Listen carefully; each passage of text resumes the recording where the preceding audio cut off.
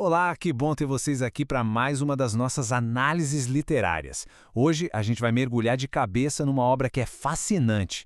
Sabe aquele poema que de cara parece super simples e até meio caótico? Pois é, estamos falando de Quero Me Casar, que está lá no clássico Alguma Poesia do genial Carlos Drummond de Andrade.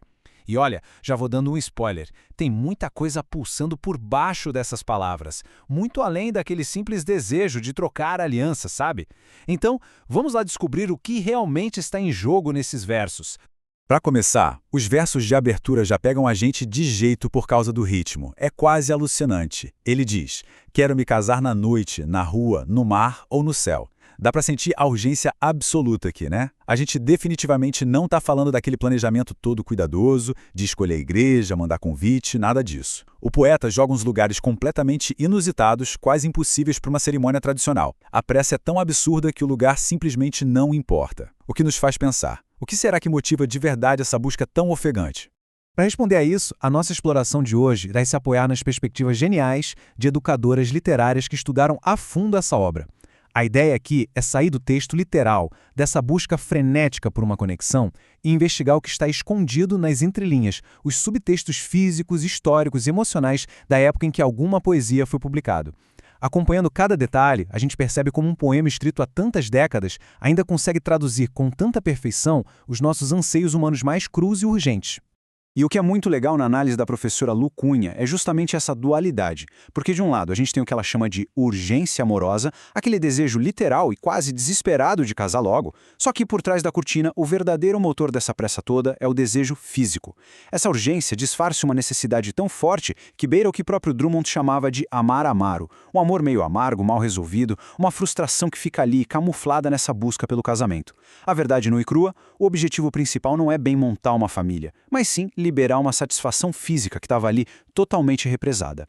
Isso, aliás, é o exemplo perfeito do que a gente chama de eufemismo. Dentro do poema, a palavra casamento funciona como um disfarce super inteligente e, acima de tudo, seguro.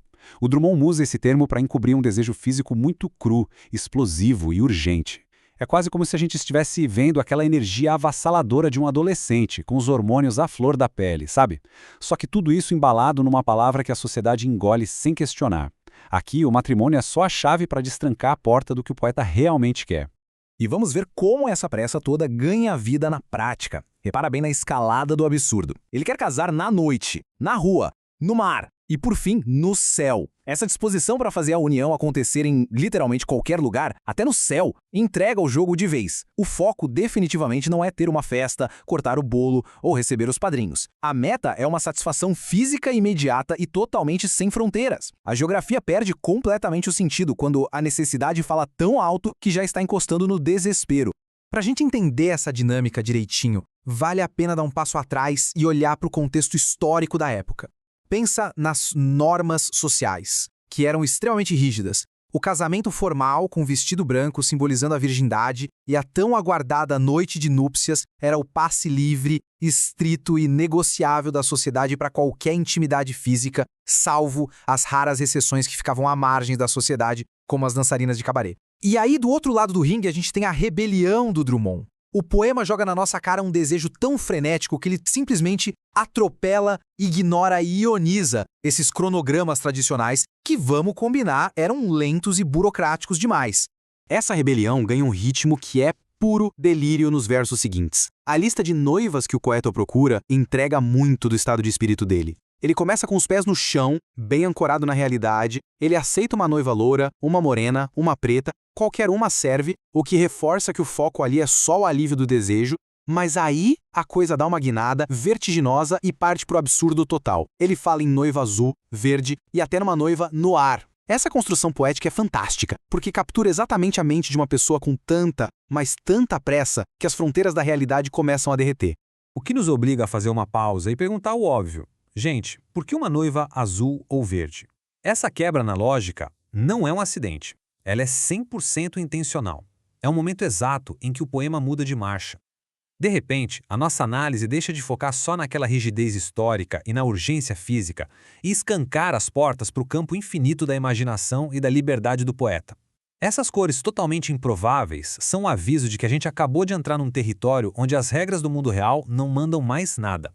E isso leva a gente direto para o conceito de surrealismo. Trazendo para nossa conversa a análise genial da educadora Maria Aparecida, a gente entende que essas noivas azuis e verdes são a personificação do surrealismo. É você usar aquelas imagens que parecem ter saído de um sonho, chutando o balde das regras para poder expressar uma liberdade criativa e emocional que é absoluta. A lição do poema aqui é clara. A verdadeira poesia, assim como o amor de verdade, não tem a menor obrigação de seguir os padrões chatos e monótonos que a sociedade inventa.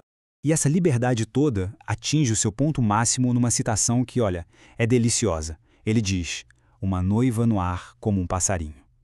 É um verso super lúdico, com uma carinha quase infantil, mas que carrega uma profundidade imensa.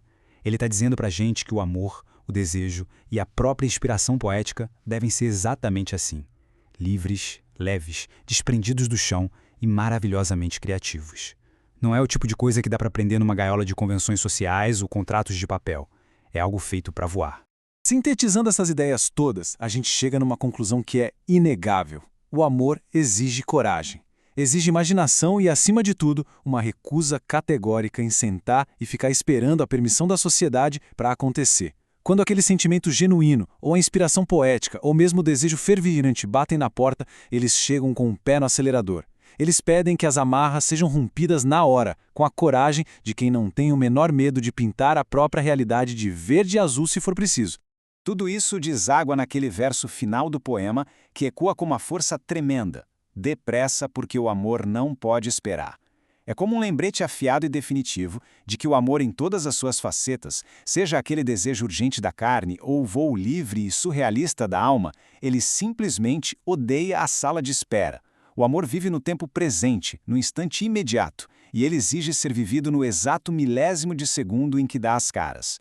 Para a gente amarrar a nossa exploração de hoje, eu quero deixar uma reflexão, um questionamento bem provocativo para ficar ecoando. Será que existe coragem suficiente na gente para imaginar, sentir e viver o amor com todo esse nível de liberdade e de urgência? O Carlos Drummond de Andrade mostrou pra gente que quebrar as regras da imaginação é só o primeiro passo para se amar de um jeito verdadeiramente livre. A gente espera muito que essa análise tenha expandido os seus horizontes sobre o peso de cada palavra na poesia e sobre essa pressa maravilhosa que o amor pode ter. Um grande abraço e até a nossa próxima exploração.